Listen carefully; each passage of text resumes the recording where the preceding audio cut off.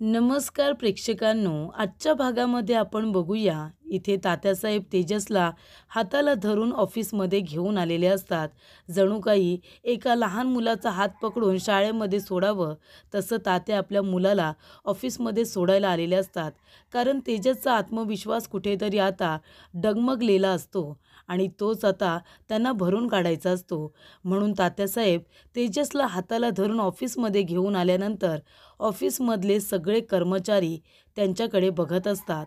तेव्हा इथे आता तात्यासाहेबांना तिथं आलेलं बघून तेजसचे जे बॉस असतात ते तात्यासाहेबांसमोर हात जोडतात आणि त्यांना म्हणत असतात की आम्हाला माफ करा. म्हणजे तेजसवरती जे काही आरोप झाले त्याच्या विरोधामध्ये सगळे पुरावे होते, म्हणून आम्हाला त्याच्या विरोधात जणू काही बोलावं लागलं. म्हणजे तो गुन्हेगार आहे असं सगळ्यांना जरी वाटत असलं तरीसुद्धा तुमच्याबरोबर जे काही झालं, तुमच्या कुटुंबाबरोबर जे काही झालं ते खूपच चुकीचं होतं आणि त्यासाठी आम्ही सगळेजणं तुमची माफी मागतोय. आणि खरं तर एवढं सगळं होऊनसुद्धा, माणसाचं एवढं खच्चीकरण होऊनसुद्धा तुम्ही इथे या ठिकाणी आलात, एवढं मोठं मन दाखवलंत. हे मन फक्त एका स्वातंत्र्यसूर्य व्यक्तीचंच असू शकतं, बाकी कुणाचंच नाही. तेव्हा इकडे आता तात्या म्हणत असतात की मी इथे एवढं हिंमत करून आलो आहे ना, एवढा धीर दाखवला आहे, हे फक्त माझ्या मुलावरच्या असलेल्या विश्वासामुळे मी इथे आलो आहे. आमच्यावरती जे आरोप झाले, कारण आम्हाला इथे फसवण्याचा प्रयत्न केला, माझ्या मुलाला खोट्या केसमध्ये फसवण्याचा प्रयत्न केला आणि त्यामुळे आम्हाला जे काही भोगावं लागलं ते आम्ही भोगलं. माझ्या तोंडाला काळं फासण्यात आलं, कारण लोकांना मी बरोबर वाटत होतो. पण त्यावेळेला त्यांनासुद्धा आमच्यावरती संशय आला. त्यांना वाटलं मी चुकीचं आहे आणि म्हणून माझ्या तोंडाला काळं फासण्यात आलं होतं. पण हे सगळं माझ्या मुलाला फसवण्यासाठी करण्यात आलं होतं आणि ते आता लोकांना कळलं आहे की माझा मुलगा निर्दोष आहे, त्याने काहीही चुकीचं केलेलं नाही आहे. माझ्या मुलावरती पूर्ण विश्वास आहे की तो यापुढे काय, याच्या आधीसुद्धा त्याने जाणून-बुजून काहीही चुकीचं केलं नव्हतं. त्याच्यामुळे इथे तात्या म्हणतात की मी माझ्या मुलाला स्वतः इथे सोडायला आलो आहे. तेव्हा इथे तात्या तेजसला त्याच्या चेअरवरती बसवतात आणि त्याला श्रीखंडाच्या गोळ्यासुद्धा खायला देतात. तेव्हा त्या 2 गोळ्या बघितल्यानंतर तेजसच्या डोळ्यातले अश्रू अनावर होतात. तेव्हा इकडे तेजसला आठवतं, ज्या वेळेला त्याने पहिल्यांदा नोकरी जॉईन केली होती त्यावेळेला त्या गोळ्या इथे तात्यासाहेबांनी आपल्या मित्राला तेजसला द्यायला सांगितलेले असतात आणि तेव्हापासून तेजसचं हे स्वप्न असतं की या गोळ्या कधी एकदा तात्या त्यांच्या हाताने माझ्या हातामध्ये देत आहेत. आणि प्रेक्षकांनो, तो दिवस आलेला असतो. तात्यांनी स्वतःच्या हाताने त्या गोळ्या आता तेजसच्या समोर केलेल्या असतात आणि त्यामुळे तेजस हा खूपच जास्त इमोशनल होतो, रडायला लागतो. कारण तात्या ह्या गोळ्या लहानपणी त्यांना द्यायच्या आणि आता मोठे झाल्यानंतरसुद्धा काहीतरी चांगलं केले म्हणून त्या गोळ्या स्वतः तात्या तेजसला देत असतात. त्याच्या हातामध्ये त्या गोळ्या ठेवतात आणि त्याची मूठ बंद करतात. तेव्हा इकडे तेजसला खूपच जास्त आनंद होतो आणि तात्या आणि तेजस सगळ्या कर्मचाऱ्यांसमोर, सगळ्या ऑफिस स्टाफसमोर एकमेकांना घट्ट मिठी मारतात. तर हा बाप आणि मुलगा दोघेजण इतके इमोशनल आहेत. हे जे काही घडलंय ते किती चांगलं घडलं होतं की दोघेजण एकमेकांना मिठी मारून आनंद सेलिब्रेट करत आहेत. तर इथे त्यांना फसवण्यासाठी ज्या ज्या लोकांनी प्रयत्न केले होते आणि ज्या लोकांनी त्यांना चुकीचं समजलं होतं, तेजसने स्वतःला निर्दोष सिद्ध करून त्या लोकांच्या जणू काही थोबाडीतच दिलेली असते आणि त्यामुळे इथे तात्यांना सगळ्यात जास्त आनंद झालेला असतो. जे लोक तेजसला चुकीचं समजत होते आणि त्याला टोमणे मारत होते, आज तेच लोक इथे तेजसच्या प्रामाणिकपणासाठी त्याच्यासाठी टाळ्या वाजवत असतात. आपल्या वडिलांना इथे त्यांनी खूपच जास्त प्राऊड फील करून दिलेलं असतं आणि हेच तेजसला खूप जास्त आवडतं की मी माझ्या तात्यांना काहीतरी चांगलं दिलं आणि त्यामुळे तो खूप आनंदित झालेला असतो. तेव्हा तेजस आणि मानसी दोघेजणं खूप जास्त आनंदी झालेले असतात आणि एकमेकांना इथे थँक्यूसुद्धा म्हणत असतात. त्यामुळे इथे आता मानसी बसलेली असते. मानसी विचार करत असते. ती म्हणत असते की रणजितला हे सगळं अचानक सांगितलं तर तो काय करेल काही सांगता येत नाही. जे काही करायचं आहे ते विचारपूर्वकच मला करावं लागणार आहे.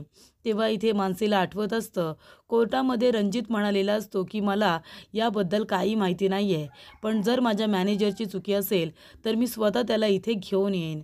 त्यानंतर मॅनेजरसुद्धा तेच म्हणालेले असतात जे रणजितने सांगितलेलं असतं की हे सगळं मी मुद्दामून केलं आणि तेजसला फसवण्याचं प्लॅनिंग मी आधीपासूनच केलेलं आहे. त्यामुळे इथे मानसीला ही गोष्ट अजिबात आवडलेली नसते की तेजसला फसवण्यासाठी या लोकांनी इतके डावपेच खेळलेले असतात. तेव्हा इकडे आता मानसी म्हणते की जे काही करायचं आहे ते सर्व लोकांच्या समोरच आता करावं लागेल आणि ती रणजितला फोन करते प्रेक्षकांनो, कारण तिला आता तिचा महत्त्वाचा निर्णय जो तिने घेतलेला असतो तो रणजितला सुद्धा सांगायचा असतो. आणि तेव्हा इथे मानसी रणजितला फोन करते. त्याला खूपच जास्त आश्चर्य वाटतं, कारण मानसी किती रागवली होती कोर्टामध्ये हे रणजितला बरोबर माहिती आहे आणि ती आपल्याला फोन करेल, माझ्याशी बोलेल अशी आशासुद्धा रणजितला अजिबातच नसते. त्यामुळे इथे जेव्हा मानसी रणजितला फोन करते तेव्हा त्याला आश्चर्य वाटतं. तो लगेचच फोन उचलतो आणि म्हणतो की मानसी, तुम्ही फोन केला तेवढ्या रात्री, बोला ना. तेव्हा इथे मानसी म्हणत असते, नाही मी फोन केला आहे कारण मला एक महत्त्वाची गोष्ट सांगायची होती. तेव्हा ती म्हणते की मला जरा महत्त्वाचं बोलायचं होतं, तेव्हा तुम्ही जर घरी आलात तर बरं होईल. तेव्हा इकडे रणजित म्हणतो, सगळं काही ठीक आहे ना, काही झालं तर नाही आहे ना, घरी सगळं ठीक आहे. मानसी म्हणते, हो सगळं ठीक आहे आणि ती त्याच्याजवळ आता काहीतरी बोलते. तेव्हा इथे रणजित म्हणतो की घरी येऊनच बोलायचं आहे.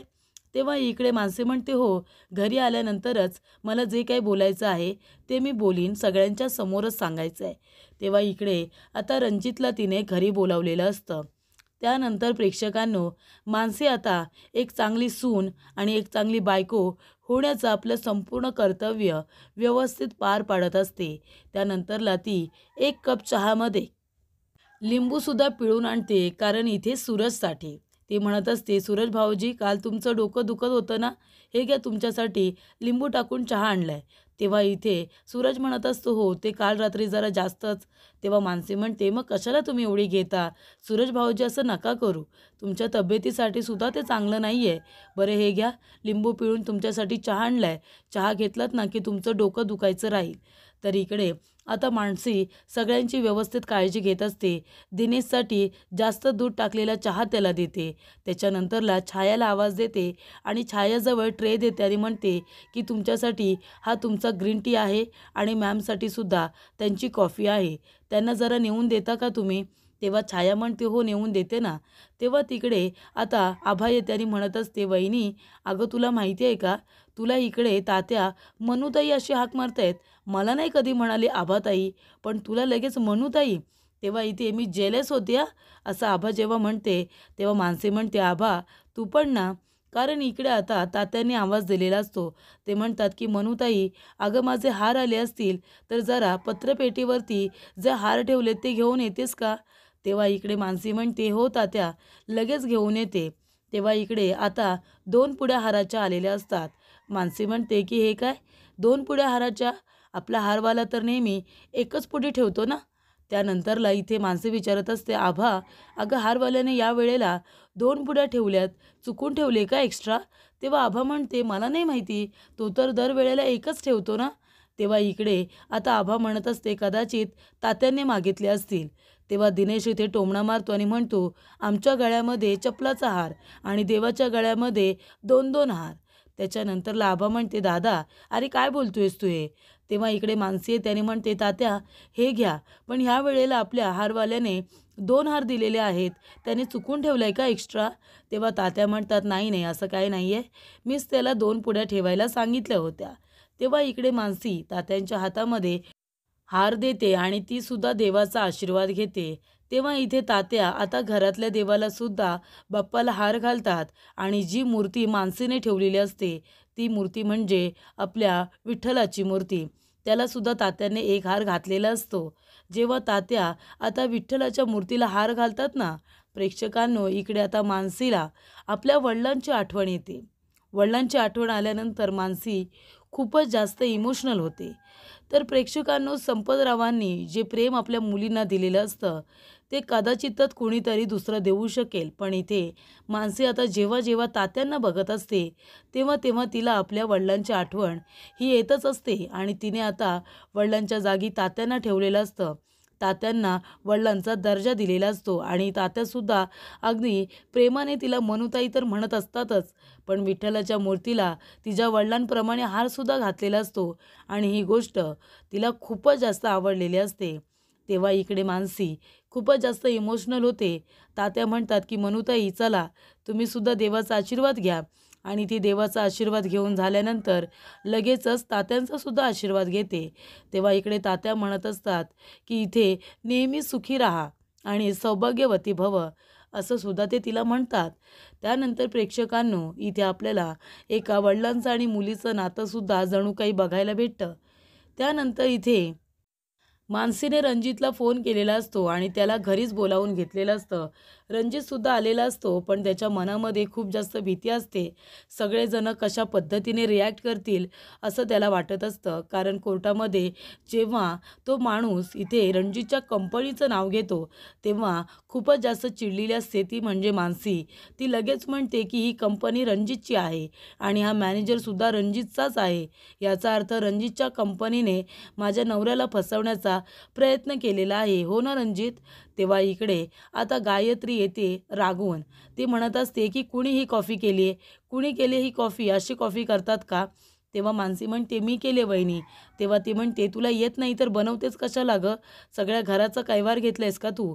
अजिबात चांगली झाली नाही आहे. तुला येत नाही ना तर बनवत जाऊ नकोस. तेव्हा मानसी म्हणते थांबा तुम्हाला आवडते तशी बनवून देते. तेव्हा गायत्री म्हणते काही गरज नाही या हे मोठेपणा दाखवायची, जास्त दाखवायची चांगुलपणा गरज नाही आहे. आणि काय हो सासूबाई, तुम्हाला माहिती आहे ना मला कशी कॉफी लागते, मग तुम्ही का नाही बनवलीत? की आता सून सगळं करते म्हणून तुम्ही रिटायर होणार आहात, सांगा ना. तेव्हा इकडे सुगंधा आता गप्पच बसते. इथे गायत्री आता जे काही बोलत असते सगळेजण तिचा स्वभावच असा आहे म्हणून सगळेजण गप्प बसत असतात. त्यामुळे इथे जेव्हा मानसी म्हणते की मी दुसरी करून देऊ का, गायत्री म्हणते त्याची गरज नाही आहे आणि तेवढ्यातच दारामध्ये रणजित आलेला असतो. प्रेक्षकांनो रणजित आल्यानंतर तो म्हणत असतो की मी आतमध्ये येऊ का? तेव्हा इथे सगळेजण त्याच्याकडे रागाने बघायला लागतात, पण मात्र इथे गायत्री मुद्दामून आता सगळ्यांसमोर चांगुलपणाचा आव आणत असते आणि ते नाटके करत म्हणते काय हो, एवढं सगळं घडलं तरीसुद्धा तोंड वर करून पुन्हा इथे आलात, लाज वाटत नाही आहे का? तेव्हा इकडे ते आता त्याला खुणावत्याने म्हणते की घरातले सगळेजण आहेत. तेव्हा इकडे गायत्री म्हणत असते नाहीतर काय, याने तेजसला फसवलं ना याच्या कंपनीने, मग हा पुन्हा इथे कशाला आलाय? तेव्हा इकडे रणजित तात्यासाहेबांना म्हणत असतो की मला माफ करा, कारण तात्यांनी इथे त्याची बाजू घेतलेली असते. तात्या म्हणतात सुनबाई, अगं या सगळ्यामध्ये यांची काय चुकी आहे? उलट यांच्या ऑफिसमधल्या माणसांनी यांना पण फसवलं, त्यांचीसुद्धा फसवणूक झाली. मला तेजसने सांगितलं आहे सगळं, तुम्ही काळजी करू नका, याच्यामध्ये तुमची काहीही चुकी नाही आहे. तुमच्या ऑफिसमधल्या लोकांनी जी चुकी केली आहे त्यासाठी आम्ही तुम्हाला चुकीचं नाही समजणार.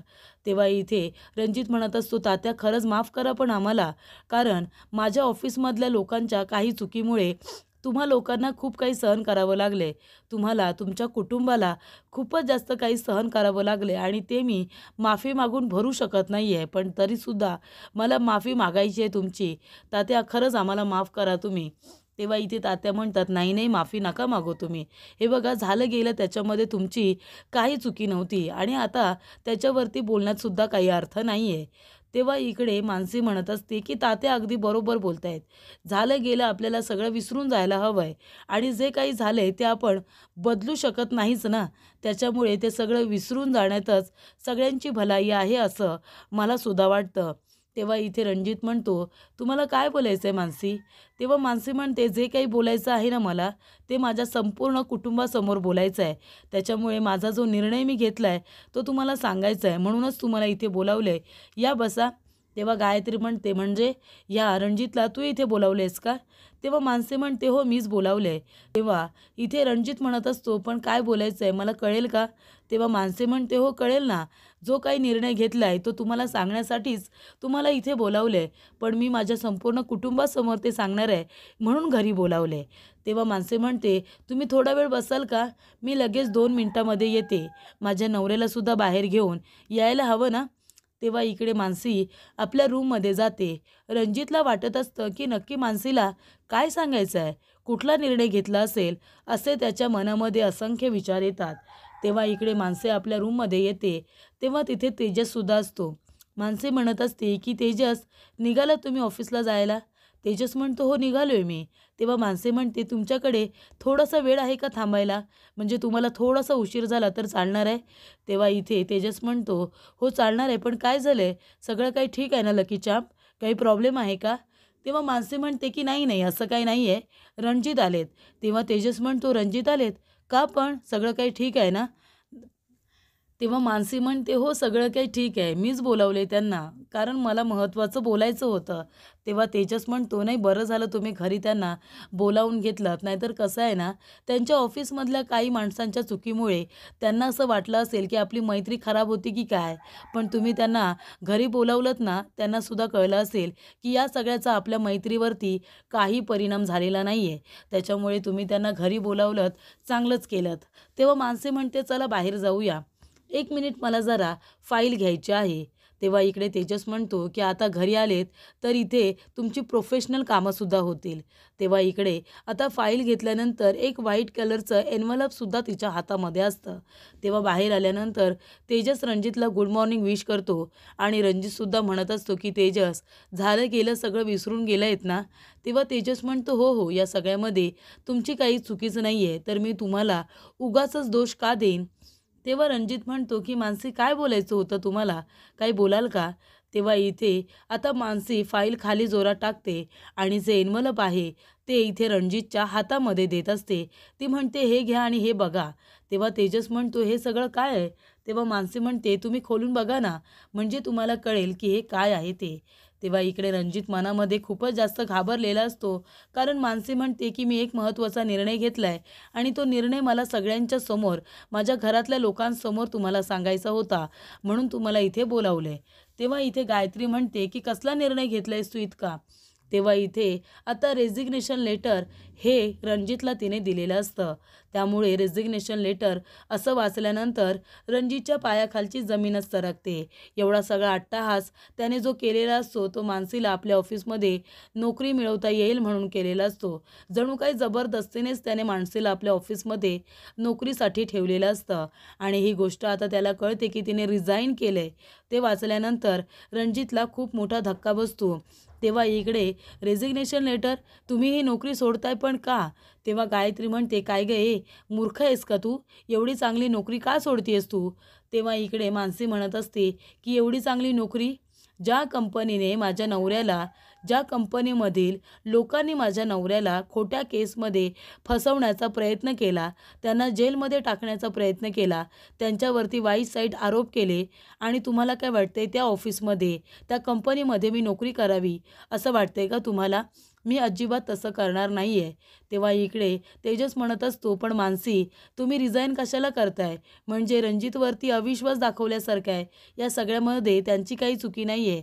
तुम्ही घाईघाईने निर्णय घेतला असं मला वाटतंय. तेव्हा इकडे मानसी म्हणते, नाही तेजस, मी घाईने निर्णय घेतलेला नाही आहे, अगदी विचार करून निर्णय घेतलेला आहे आणि रणजितच म्हणतात की प्रोफेशनलच्या जागी आपण प्रोफेशनलीच वागलं पाहिजे, बरोबर की नाही? तिथे पर्सनल गोष्टी आणायच्या नाहीत. पण यांच्या कंपनीने काय केलं? त्यांच्या कंपनीमध्ये काम करणाऱ्या माणसांनीच तुम्हाला प्रोफेशनली इथे ट्रीट केलं का? नाही ना, तुमच्यावरती खोटे आरोप केले, बरोबर की नाही रणजित? प्रोफेशनली वागले का ते?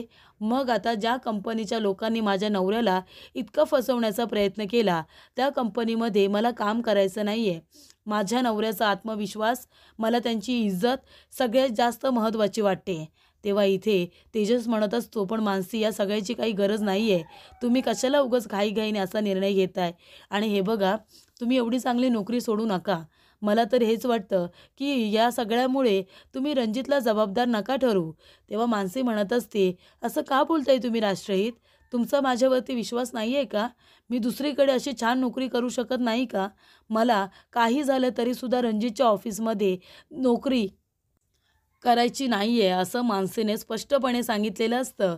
तेव्हा इथे तेजस काही बोलायला जाणार, सुगंधा म्हणत असते, अरे पण मी म्हणते, आता माणसेला नोकरी करायची गरज काय आहे? तू कमावतोयस ना तेजस, मग माणसेने नोकरी नाही केली ना तरीसुद्धा चालेल. आणि जरी करायची असेल तर काही एकच कंपनी आहे का तिला नोकरी करायला? तू तिला जबरदस्ती करू शकत नाहीस, याच कंपनीमध्ये नोकरी कर म्हणून. आणि जर तिला करायची नाही आहे ना, तर ती नाही करणार, कळलं तुला? तेव्हा इकडे तेजससुद्धा आता गप्पच बसतो. तर पुढील भागामध्ये बघूया आपण इकडे गायत्री मानसीला म्हणत असते, "काय गं, म्हणजे तुला आता घरातल्या लोकांनी सून म्हणून स्वीकारले म्हणून अख्खं घर तू सांभाळायला निघाली आहेस का? पण एक गोष्ट लक्षात ठेव, कितीही घराचा कैवार घ्यायला निघालीस ना, तरीसुद्धा ह्या घराच्या चाव्या अजूनही माझ्याकडेच आहेत. कारण चाव्या सांभाळायला आहे ना घरंदाजपणा लागतो आणि तो घरंदाजपणा माझ्याकडे आहे. तुझ्याकडे तो असणार तरी कसा? तुला स्वतःचं घरंदाजपणा आहे का?" तेव्हा तेजसला खूप जास्त राग येतो आणि तो गायत्रीवरती ओरडतो.